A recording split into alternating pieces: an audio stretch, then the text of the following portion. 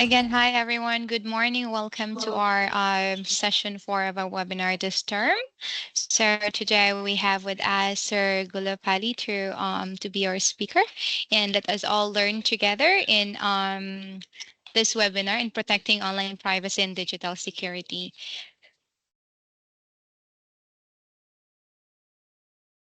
Shall I proceed, Reza? Beautiful. Okay, good afternoon, my dear students, and welcome to this Skills Hub. I can assure you that the next 30 minutes you will learn a lot that can be useful for your day-to-day life, especially when you're using your mobile phones, your devices, and so on. So the topic for today's presentation that I'm going to focus on, I'll be more focusing on the practicals, but I just wanted to give you a bit of a background as well. So for today's presentation, we have this protecting online devices and digital security. That is the topic that we'll be doing today. Before I begin, I would like to acknowledge the traditional owners of the land. So I would like to acknowledge, recognize, and respect the elders, families, and forebears of the Gadigal people of the Eora Nation, who are the traditional owners of the land where Sydney Met is located. I would also like to respectfully acknowledge the traditional custodians of the land across the city of Logan in Queensland, where my family lives, and also we have around 15,000 Aboriginal and Indigenous Australians living there in harmony. I extend that respect to the elders, past, present, and emerging, for they hold the memories, the traditions, the cultures, and the hopes of Australia's first people. And today, because this presentation is for students from different departments, especially the students who are participating now from non-IT background, this will be like a kind of gold for you. Now, to give you a bit of an idea or background, what is cybersecurity? And then we will see how it can be applicable in our daily life. Now, cybersecurity by definition is the set of processes or what we call as the best practices or the do's and the technology solutions that we can implement in our day-to-day activities while using a mobile phone or an iPhone or iPad or computer, laptop, whatever you want to call it, in order to protect your our critical systems, data, and the network through the against the digital attackers. But please do note that cybersecurity is a huge topic, and I will be focusing for today's only on digital privacy and how to do browsing online through the online internet safely, because we browse the internet, we use mobile phones, everything for a number of reasons. So let us now straight away jump into the practicals. And so for this one, before I begin, I would like to inform you that I am actually using the Microsoft official Cyber Smart Kit booklet, which is freely available. And this is a really a beautiful booklet. But so that I will be basically focusing for today. Now, before I even begin, let me just give you an idea about some day-to-day cyber crimes that are happening.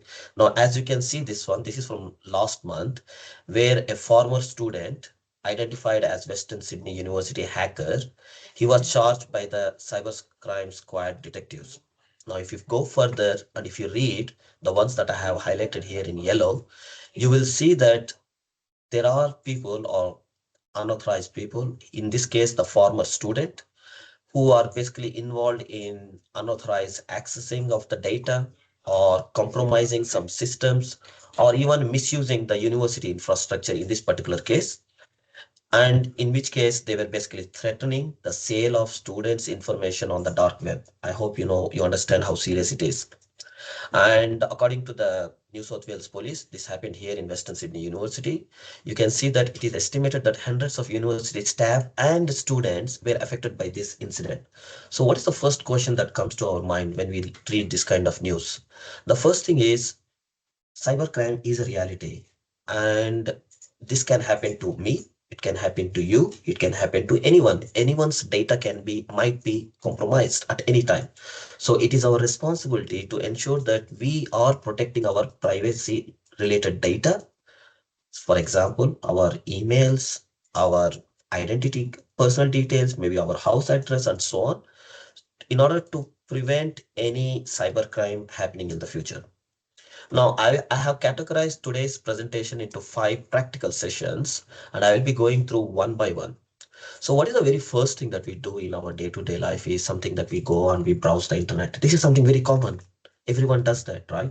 We all love to, basically, I have a question. For example, I want to find, or maybe I can just write here, say, uh, find me a good coffee shop in Sydney, for example. If I search like this using the Google, what is the very first thing that happens here is that by just entering the text using the platforms such as Google, Bing, Yahoo Search, and all these big platforms, and even those people who are using AI technologies such as ChatGPT, Google Gemini, and few other popular technologies, the first thing you need to be aware of is that these platforms, they do collect a number of data. Now, what is that? I can basically go for a list, but I can just tell you something. The very first thing unfortunately, the problem is we don't read the policies, but we directly go and jump and we use the services. If I just go here and I ask the same question to Google itself, what kind of personal information does Google store? Let me ask the same question to Google itself. Why not? So if you see here, you can see that as soon as we are basically utilizing the Google services, a number of information related to our privacy are collected. For example, the name, the email address, the phone number, the payments that we have made, and so on. I mean, the list goes on actually. I mean, if, for example, I'll just you are making Google payment using Google Pay, then your payment details are compromised. And if you are using search engine like this to find something about that one, then Google knows exactly what kind of information you are searching, where you are located, and at what day and period of time in a year you are searching. And the same thing, if you go on YouTube and basically you are watching some movie or channel or something, basically a video, then Google knows exactly who is watching, what is being watched, and for how long it is being watched. Now you might be asking this question, why Google is collecting all this information? Now, before I answer that question, let me answer you something. Does anybody have an idea here how much data does big giants like this they collect or at least process the data per day? Anyone? You can share me in the comments. How much data do you think big giants like this they are basically collecting information? Any idea, guys? Who wants to answer that? Anyone who wants to answer how much data does these kind of people are collecting? Billions. Okay, good. Someone says billions of records, trillions. Very good. Very good. Okay. Let me ask the same question again to Google itself. How much data does the Google store per day or process per day? Look at this one. How much, there you go, data does Google process per day? It is 2.5 exabytes of data that it is processing every day. We are not talking about megabytes. We are not talking about gigabytes. We are not talking about terabytes. We are not even talking about petabytes. We are talking about exabytes. The point I'm trying to say here is in today's time, data is gold. Data is gold. So Google and all the big companies, they do collect the data because they want to do marketing, and through marketing they get a lot of money. Because Google, for example, they collect the information from here. They know that during this period of the year, so and so population, maybe for certain age groups, are searching for a particular product into, in this particular seasonal period of time. That information Google goes and sells to big companies like Woolworths and big like Kmart and all these big giants there. And that is how business works. And it's not only with Google. I'm just using Google as an example here. All the big platforms, they do this. So the first question that comes to our mind is there anything that we can safely browse the net? So first thing, the answer for that question is there are a couple of options that you can consider. First option is called DuckDuckGo. It's a very popular one. It is also from the US, but it's not a commercial giant. But the good thing is, for example, if I search for the same question here, how much, find me the good coffee shop. Find me a good coffee shop in Sydney, for example. The good part of this one is If you can see here that you can go and look at this one, basically like, they hide your IP address and all that information. You can read that information. It's already there. It's basically it's a protected. All none of the IP addresses, it doesn't do tracking. It can also do the compare. You can compare here, as you can see there. It doesn't allow pop-ups. It doesn't allow targeted advertisements, and there's quite a lot of things that are being protected from here, and email tracking, password compromising, and all that stuff. So this is a very popular alternative for Google search. If you're using Google search, you can go and do some research about this one, but this is one of the best available platform. And there is another platform as well. If you are okay with platforms like search engines like Google or Bing, and who basically have assured that they are going to protect, then you can go for some platforms like this, Ecosia. This is a Germany-based platform. They what they do is, as you know, that Google and all these big companies, they make a lot of money. How much they make money? There is a statistics here. For example, just to give you an idea, in 2024 alone, they have made $348 billion just by search engines, Gmail, and all the other platforms that we are basically utilizing on a day-to-day life. So so there are some platforms. So if you want to really be part of the community service, then this is also another option. You can go and read. This is Ecosia. They basically what they do is every time you are searching for something, you are using some services. If you use their services, they will try to plant a tree on your behalf. That's basically part of their services they're offering. So you don't have to pay any money, but this is something that environmental friendly kind of things. Now, that is the first thing in terms of search engines. I have given you example of Google here, but again, you can consider the same thing for ChatGPT, for Google Gemini, for all the platforms. They all do the same thing. So unfortunately, we don't read the privacy information, but we use it. But please note that this is a very big area where our privacy is, to a big extent, is getting compromised.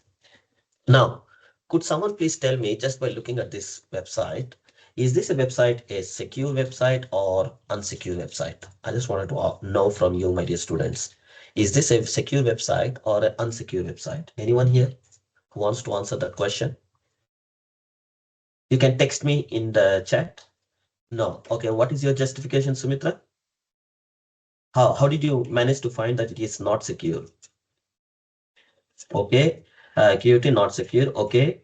It says not secure. Very good. Yes. Okay. That's a very good catch.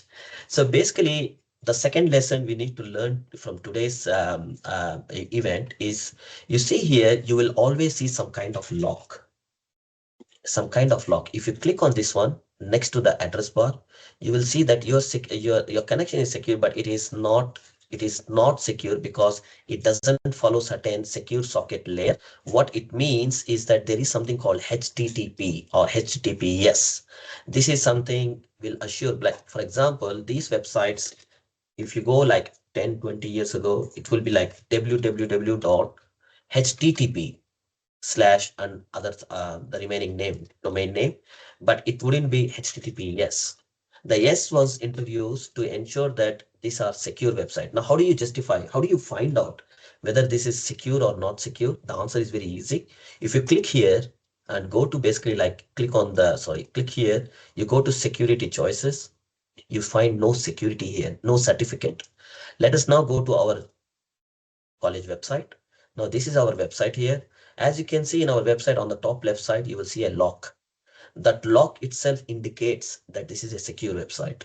Now, when I click on that one, just to be double confirmed that whether it is a secure website or not secure website, if you click here, you will see security, your certificate choices. So if you're basically, or connection is secure, click on connection secure.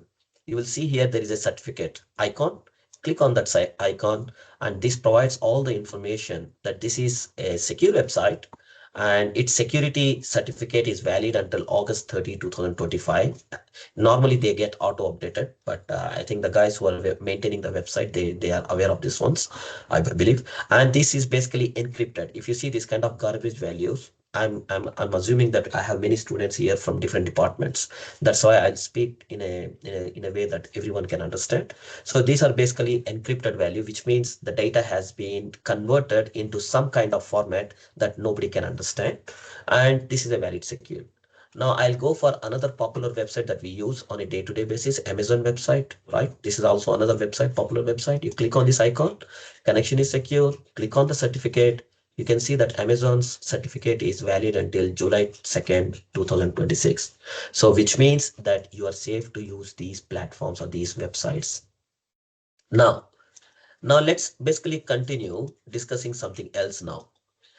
Now, could someone please just look at this email here, that the email that I'm showing, because we are in the Sydney Met College. Could someone tell me what is the first thing that strikes to your mind when you read that email? Anyone? You can text me in the chat me in the this one. Anyone? Can you please tell me what is the first thing? It's a spam. You very good. Yes. Okay. Good. Anyone else? No subject. Okay. Okay. Anyone else? Spam. Very good. Yes. Good. Basically, just by looking at this email, I'm sure every one of us, we used emails on a day-to-day basis. It could be Gmail, Yahoo Mail, Outlook, all these different platforms. The first thing you need to understand here is, look at this. This email came from Robin Kramer, and we know who is Robin Kramer. If you don't know who is she, or who is, the person that who is sending, the first thing I suggest you to do is go online and search for Robin Kramer. And it is saying here that, good morning, Mohammed. This is, by the way, this is a real email that I received. And I'm sharing with you to help you educate how spammers are smart enough. You can see here that, good morning, Mohammed. Are you there in the office? Very smart way. This technology, we call it as web scraping. We call it as web scraping, where what the hackers are doing is basically they are trying to steal the information from the website, and they are trying to basically send email on behalf of somebody who is above you. Maybe you are working in a company or you're working something where they basically try to send an email on your behalf. So the lessons learned from this one is basically you need to always make sure who is the sender. The name might be Robin Kramer, but look at the email there, pytech@optimum.net. This is not Sydney Met's email. And even though Robin Kramer, Professor Robin Kramer, she is our CEO, but the email did not come from them. And Google was very good in catching it as a spam. That's why you see it in the spam folder. But now I will show you something that is even more shocking to this one. Look at this. If I just go back and if I search for, say, Anjana. Now here, what do you see here, my dear students? Could anyone can guess? What do you see from this email right now? What is the first thing that comes to your mind as soon as you read it? Is this email a real email or a spam email? That's the first question I have. Anyone? You can text me in the chat as you are doing. Thank you so much. So many students are participating. Very good. Okay, you say that it is real. Okay. What about others, my dear students? Is this a real email or spam email? It's a real email, ASSF. Okay. And oh my goodness, so many students sending you messages here. Okay, cutie. How did you say this is spam, cutie? I would like to know. You can text me or you can, basically, I know, I want to know, how did you manage to say this is a spam email? Looks real, Aryan. That's good. Yes, it looks real, but actually it looks real. And Cutie said the email address is wrong. Very good. Yes, that is exactly the point. This email was not caught by Gmail spam filters, and the email came as real email. So basically, what I'm trying to convince you here is, no, like for example, this email came from Anjana, so who is our our senior. So basically, hi, a prof, is your email actively working? Kindly confirm, thanks. So this is not in the folder. It came directly into my mailbox. So be careful. Always remember that companies or wherever you're working, use your personal emails only for personal use, not to for the companies or business.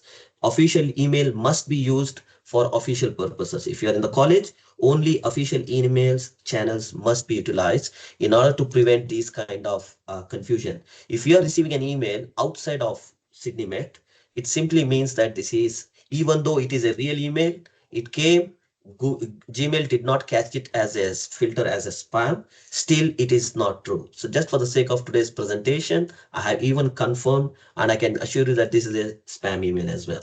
What should you do?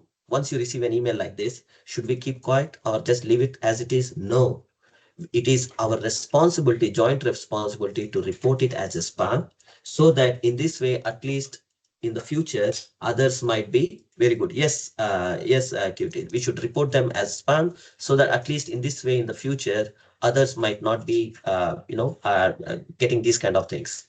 So that is about the emails. Now let's talk about, we are done with the emails now.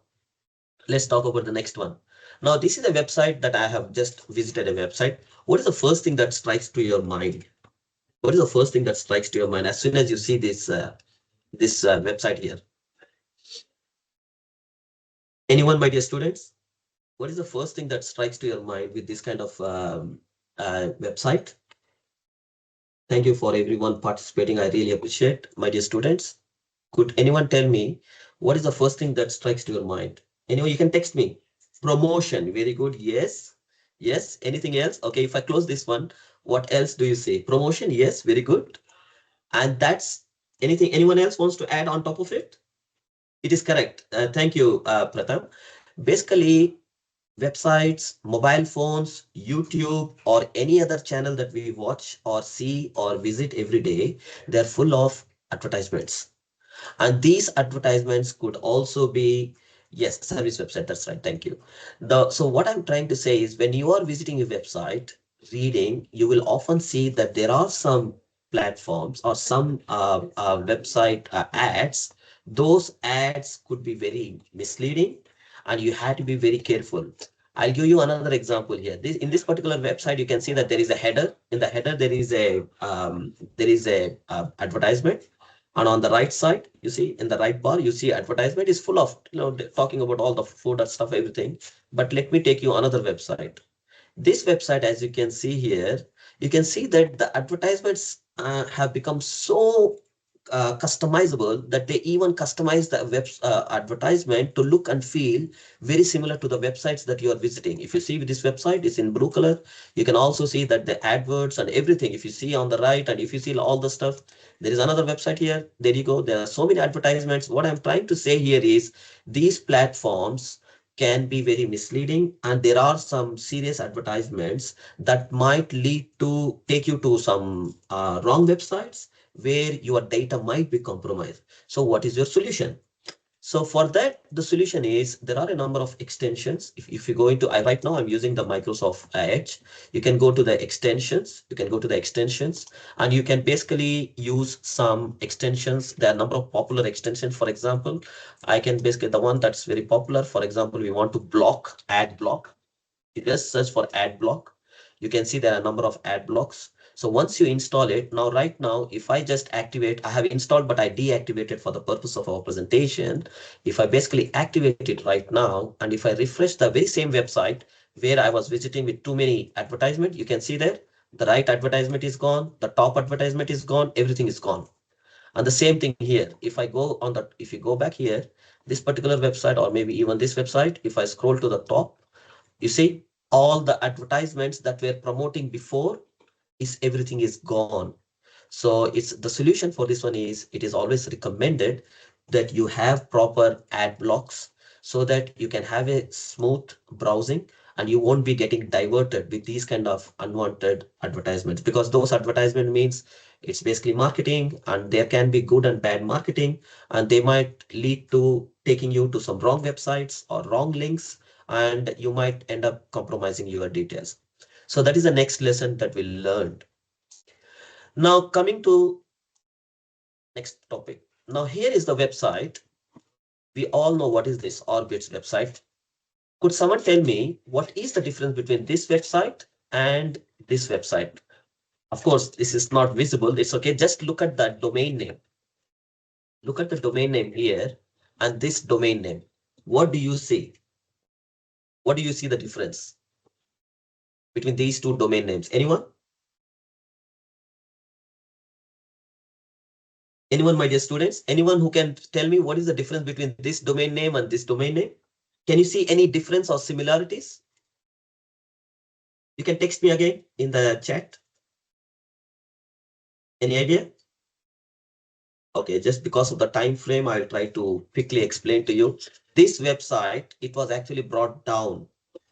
Yes, both are secure. The website address is different. Very good. Yes.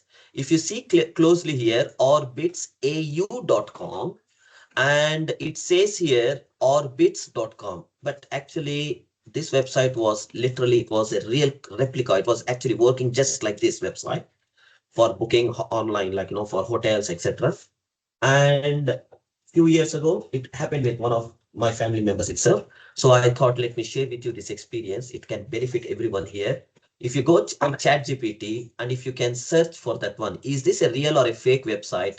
You will see that the domain name orbitsau.com is not illegitimate. And if you read there, it will say that 3 years ago, actually, as I said, it happened in one of my family members, that it was complained. We had to complain there that, this website, basically, they were promoting through social media platforms like Facebook, where they were basically promoting.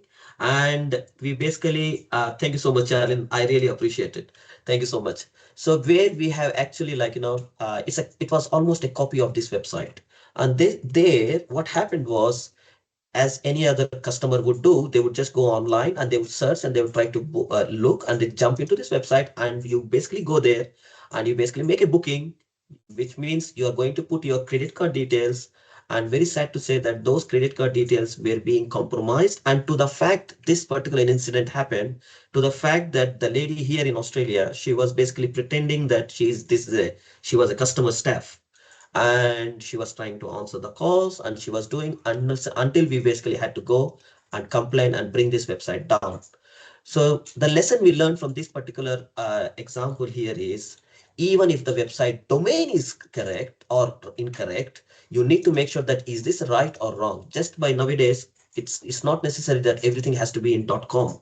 It could be .com.au, it could be AU, it could be different domains. But also, you need to make sure that this website itself, which was actually a replica, a copy of this domain, make sure that don't trust the website and start booking and start making payment details, everything, providing details, unless you go online and do your homework. Just you can go platforms, you can use platforms, you can find out whether it's a real or a fake platform.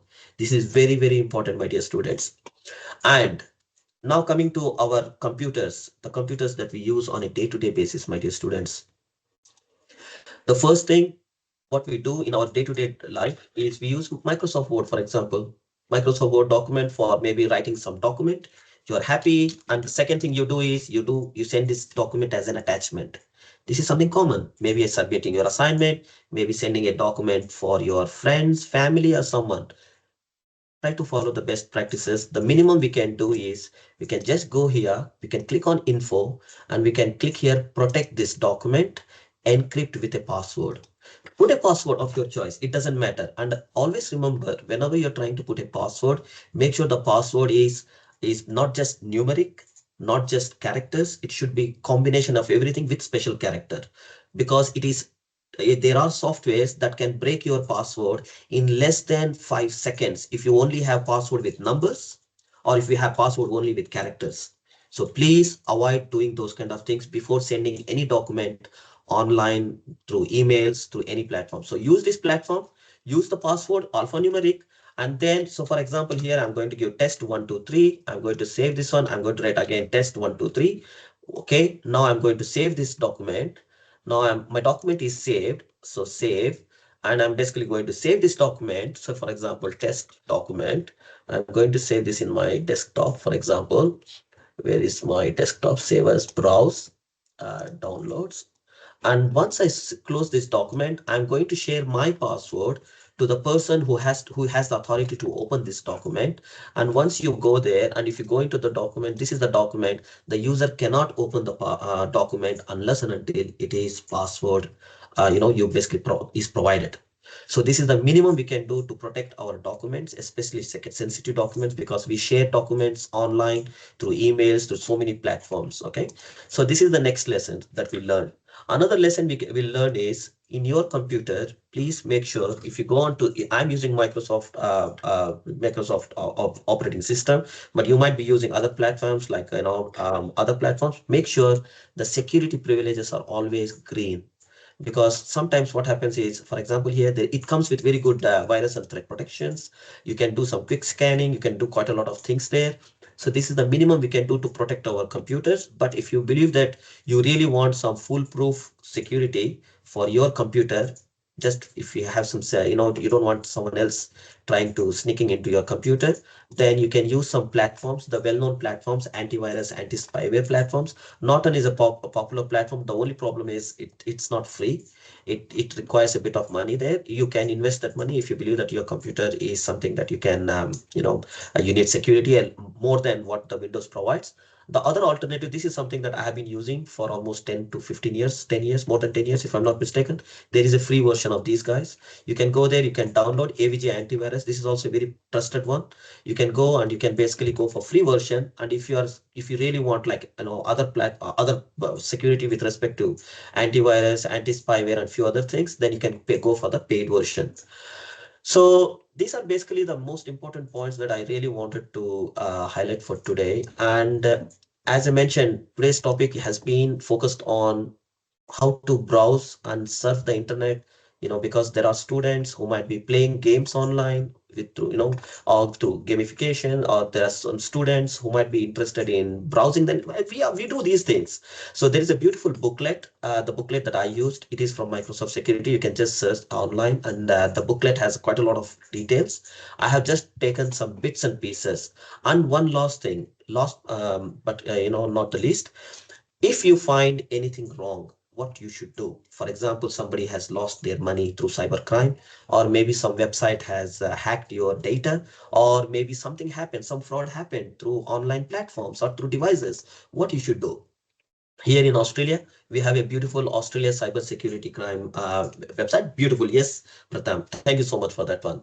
They have this facility. So the Australian government encourages that if you've come across any cybercrime, it is our collective responsibility, because cybercrime is real. If one person is having facing a problem and keeping silent, it is very likely that the criminal might be committing the same crime with other customers or other users. And it is done based on the research. Most of the cyber crimes happen, especially with the senior citizens. That's basically what we have found through the research. So it is our collective responsibility that we educate first ourselves, and then we educate others, especially our family members, our friends and everyone. And if there is something wrong, always remember, we should report any incident that happens to the authority, so that they can ensure that the future incidents would not occur again. Thank you so much, my dear students, and I hope that was useful. If you have any doubts or questions, you're most welcome to ask me now. You're welcome, Sumitra. Any questions, you're welcome to ask me now.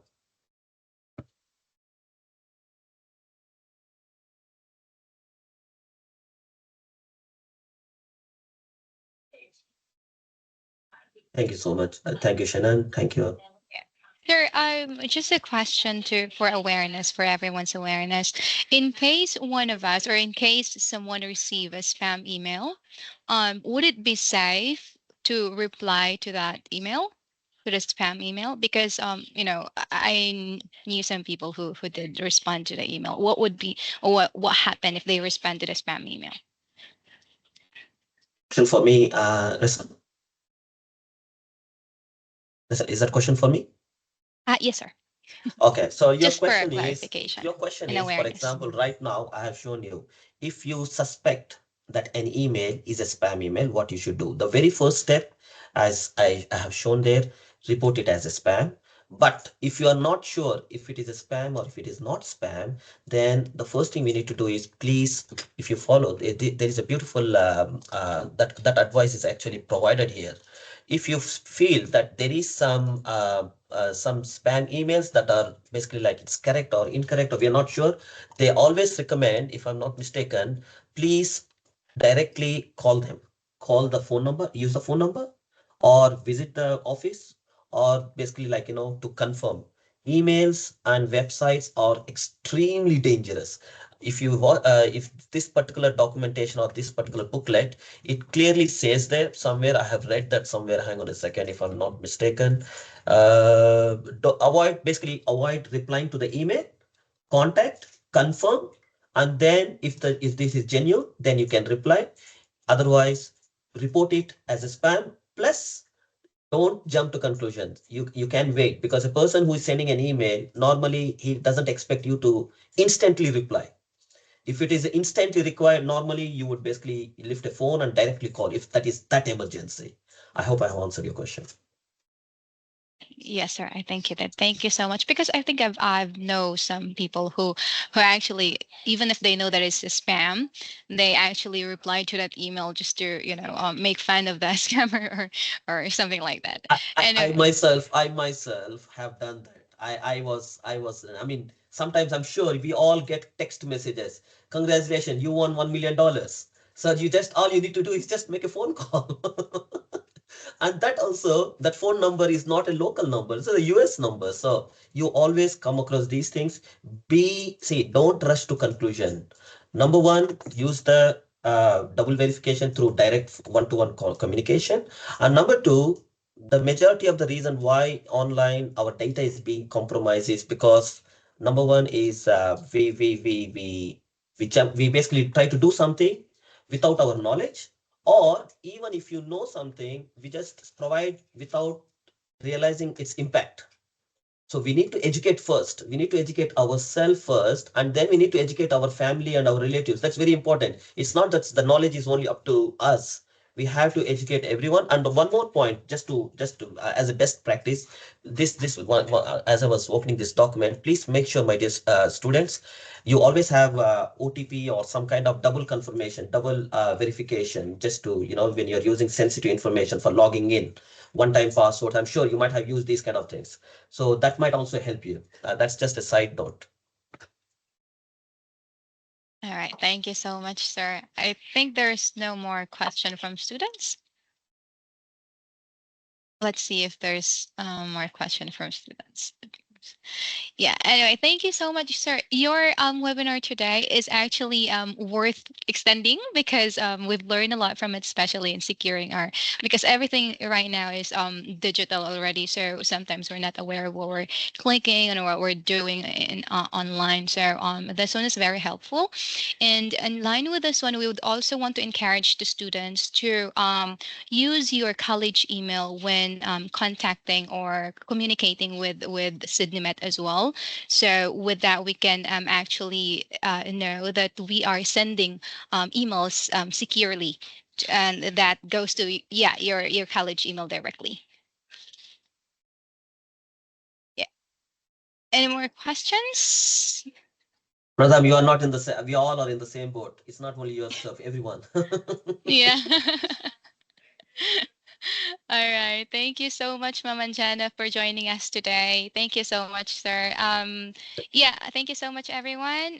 Your certificate will be sent soon, and see you in our next Skills Hub webinar. Have a wonderful day. Thank you.